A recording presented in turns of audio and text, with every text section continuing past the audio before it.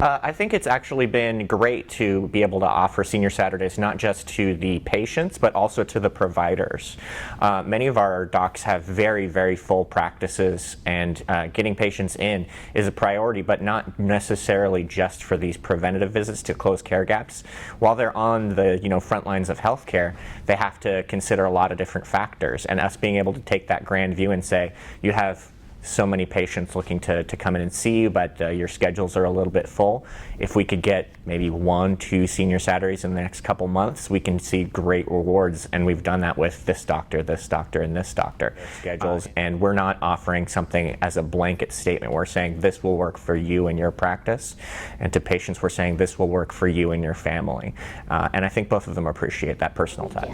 They love it. So they like that it's less traffic, obviously, because it's downtown Seattle.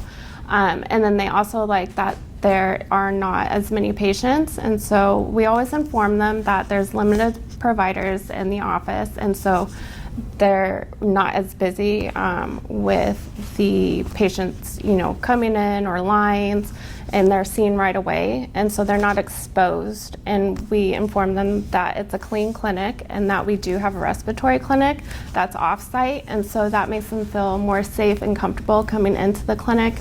And they just love how efficient it is, that they get to go in, they get to go out, and then we're also providing QuantaFlo testing, which is to rule out for peripheral artery disease, which they love that they can get everything done in one day within like an hour. So what we have that is new now is the white glove program, is where we have the medical assistants go out to the patient's home with the iPad, and during that visit we do pre-visit planning. So if they have diabetes, we'll do a foot exam, get a microurine on them. We do blood work, so we'd get an A1C and any other labs that a provider would want. And then we set them up with an iPad that's provided by the Polyclinic to the patient. And so they have access to their home visit with the provider on the iPad.